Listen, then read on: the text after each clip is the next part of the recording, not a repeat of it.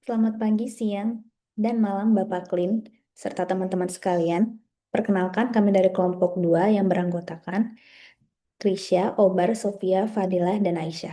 Pada kesempatan ini, kami akan mempresentasikan hasil analisis mengenai akuisisi Tokopedia oleh TikTok dalam rangka memenuhi ujian tengah semester mata kuliah Hukum Komersial. Yang pertama yaitu identifikasi kasus. Nama kasus yaitu akuisisi Tokopedia oleh TikTok Shop dan pembentukan TikTok Shop by Tokopedia.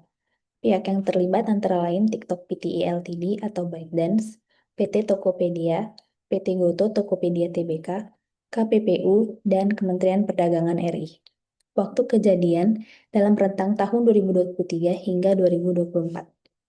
Kronologi kasus, pada September 2023, pemerintah Indonesia melalui Permendak Nomor 31 Tahun 2023 melarang media sosial melakukan transaksi perdagangan secara langsung sehingga TikTok Shop menghentikan operasinya di Indonesia.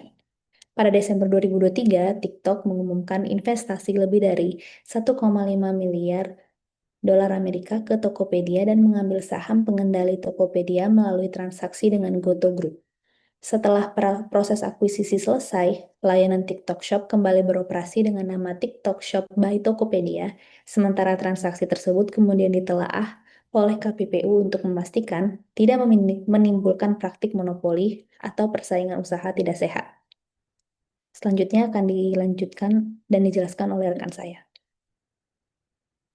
Di slide kali ini, saya akan menjelaskan mengenai isu hukum yang terjadi pada TikTok Shop dan Tokopedia.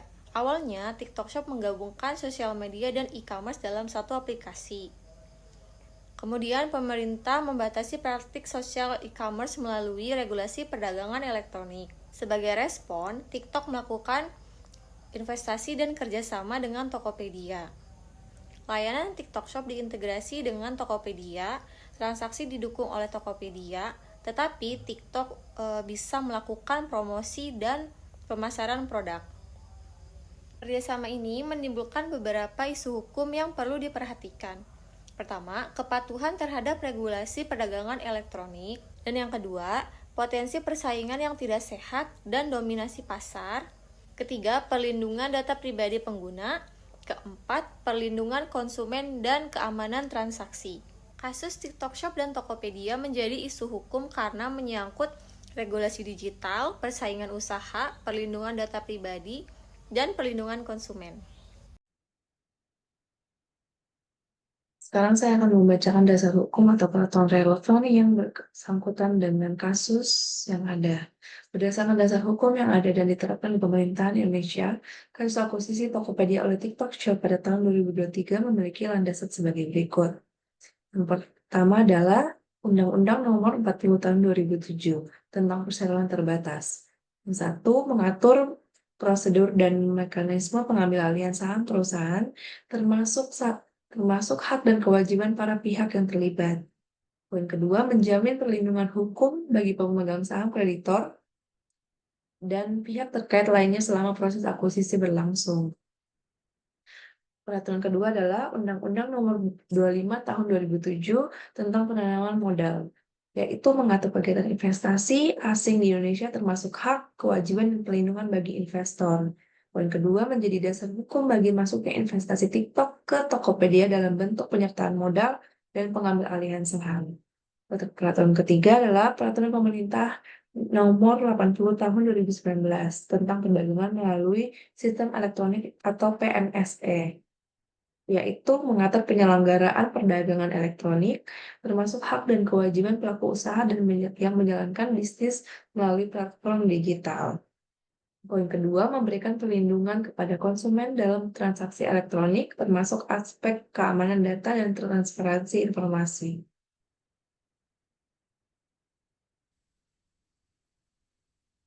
Faktanya, merger antara TikTok dan Tokopedia dalam penerapan hukumnya mengacu pada Undang-Undang Persaingan Usaha, Undang-Undang Marketplace dan Media Sosial, dan Undang-Undang Perlindungan Data Pribadi. Dari sisi formal, tindakan para pihak dapat dinilai sudah sesuai dengan hukum dan berlaku di Indonesia, karena hal ini dilakukan melalui mekanisme korporasi yang sah dan diumumkan secara terbuka dan diberitahukan kepada regulator yang berwenang, artinya prosedur administrasi telah dilakukan dengan baik. Namun, dari sisi substansi, kepatuhan hukum masih harus diuji. Berdasarkan dampaknya terhadap persaingan usaha, KPPU sendiri menilai apakah akuisisi ini menyebabkan konsentrasi pasar yang berlebihan dan menghambat persaingan.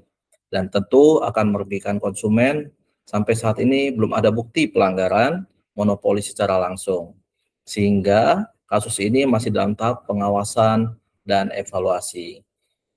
Siapa saja yang bertanggung jawab tentunya adalah manajemen TikTok, PT Tokopedia, PT Goto Gojek Indonesia, dan regulator dalam hal ini KPPU, Komisi Pengawas Persaingan Usaha, juga memiliki tanggung jawab untuk mengawasi dampak merger dan mencegah terjadinya praktek monopoli atau persaingan usaha tidak sehat.